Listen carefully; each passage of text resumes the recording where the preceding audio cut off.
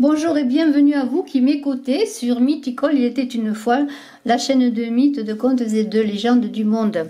Je vous invite à vous abonner, appuyer sur la cloche de notification pour suivre au quotidien Yawar Pampa, Terre de Sang de Edgar Sandoval, Yogar de Oruro en Bolivie, un auteur de contes et de récits inspirés des traditions de son pays. Yawar Pampa est une de ces légendes que j'ai découvertes lors de mon 3e voyage dans ce pays. Alors je voudrais signaler aussi en même temps que j'ai ouvert une autre chaîne BitChute, une chaîne privée, et c'est sur cette chaîne que vous pouvez me suivre également dans toutes mes chaînes qui sont sur YouTube. Je bascule déjà toutes mes vidéos et petit à petit, bien toutes mes vidéos sont sur BitChute. Donc bien sûr Mythical, il était une fois, Magic Potion Comédie, Brigitte Crespo, Voyance Intuition, ainsi que Woman in Love.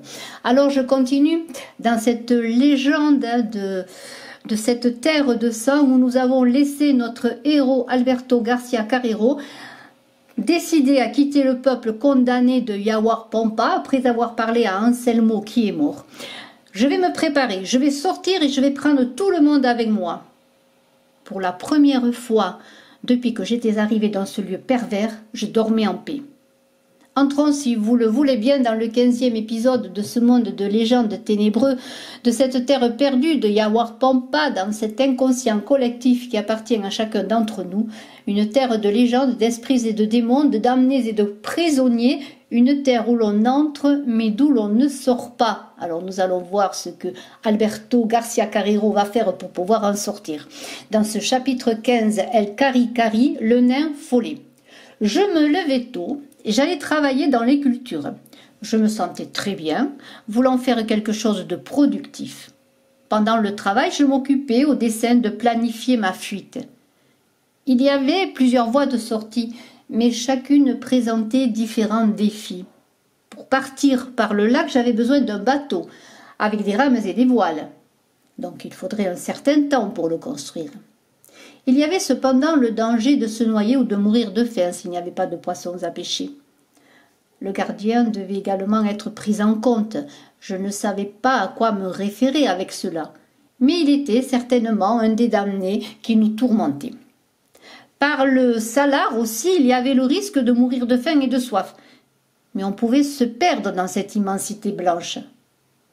Je savais que j'avais été témoin du sauvetage de plusieurs personnes dans le salar d'Uyuni. Dans ces endroits, il était presque impossible de s'orienter, puisqu'il n'y avait aucun type de référence, à l'exception de la connaissance parfaite de l'endroit. Il y avait aussi le gardien, mais à la fin de la journée, j'avais fait le choix de me sauver. Partir par les montagnes demandait plus de préparation, car il était nécessaire de transporter de la nourriture, de l'eau, de l'équipement d'escalade, une tente et des vêtements pour le froid extrême de la montagne. En plus, il était difficile de faire face aux gardiens sur un terrain aussi raide. La sortie par l'esplanade était la plus réalisable. Il était possible de se localiser géographiquement, en plus de n'être pas aussi dangereux que les autres sorties, et d'avoir la possibilité de bien voir l'horizon et les possibles ennemis. Le problème, c'est qu'ils pouvaient aussi me voir. Je choisissais de débuter mon plan pour me sauver à travers l'esplanade. Je devais rassembler de la nourriture, des gourdes d'eau, de quoi allumer un feu, camper et allumer un feu. Il y avait beaucoup à faire. Pendant que je divaguais, un groupe d'hommes dirigé par John est venu dans ma direction. Ils criaient « Cari, Cari, Cari, Cari » dans les champs d'orge. Je courais leur demander ce qui se passait. « C'est un Cari, Cari, un esprit follet » déclara John haletant. « Il a pris un des hommes dans la plantation. »« Un Cari, Cari ?» je demandais avec surprise, car je ne pensais pas que ces petits êtres auraient attaqué les plantations aux herbes hautes.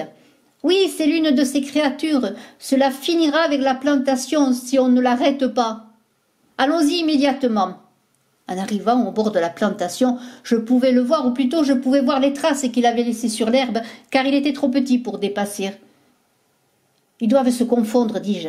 C'est le vent qui produit ces traces dans les prairies. » Peut-être dans d'autres circonstances, déclara John, mais remarquez qu'il n'y a pas de vent. Les sillages vont dans toutes les directions, pas dans une seule comme le fait le vent. Partout où cela se produit, l'orge est pleine de punaises. Prenez en compte qu'il a tué un homme. Comment cela s'est-il passé, demandai-je. Nous étions en train de rabattre l'orge et je faisais les amarres hors du pâturage lorsque Saturnino a crié « Cari-cari ». Immédiatement, je me suis retournée et leur ai demandé à tous de partir. Le seul qui ne pouvait pas partir était Saturnino. Dans l'herbe, le sillage tournait sans le laisser échapper. Nous l'avons regardé reculer, effrayé, jusqu'à que le sentier s'arrête. Dès qu'il a essayé de fuir, nous avons pensé qu'il était retenu par quelque chose qui était caché sous l'orge et la terre l'a avalé. Après quelques instants, le village est revenu. Nous avons remarqué que partout où cela se passait, il y avait plein de punaises. Ensuite, nous sommes venus vous chercher. « Prenez les faucilles, dis-je, nous allons le tuer. »« Le tuer ?» a demandé l'un des hommes terrifiés. « Vous ne pouvez pas tuer un cari-cari. Bien, nous l'effrayerons, car s'il infecte toute l'orge, nous n'aurons pas de nourriture. » Nous avons fait une rangée de 5 hommes à 10 pieds de distance et nous marchions lentement dans la direction du sillage laissé par le nain qui courait sous l'orge. Soudainement, il a disparu. Il s'est arrêté, il est peut-être revenu au Mankash Pacha, le monde du dessous. Dès qu'il prononça ces paroles, Pablito fut absorbé violemment dans la terre. En criant de terreur, il saisit de toutes ses forces les tiges d'orge. Je sautai à l'endroit où il avait disparu et j'aperçus sa main d'assez près pour pouvoir l'attraper. Je pris son poignet de toutes mes forces et je tirai pendant que j'appelais les autres pour m'aider. Ils ont tous accouru et ont commencé à battre avec leurs faucilles l'endroit où le monstre devait être. L'orge commençait à tomber et du sang en sortait. En un instant, nous pûmes voir le visage énigmatique et maudit du nain. C'était l'imitation d'un visage opaque, ridé, avec des verrues et des dents émaillées énormes et pointues. Sa peau était cadavérique, les yeux grands et noirs. Il luttait avec une agilité et une force incroyables. Il rugissait et grognait alors qu'il piquait les jambes du pauvre paysan.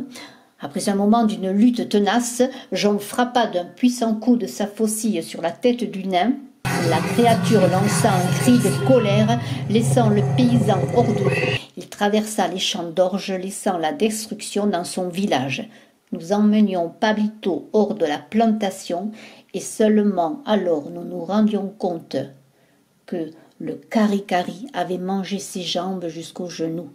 Nous étions baignés de sang, tandis que le paysan hurlait de douleur.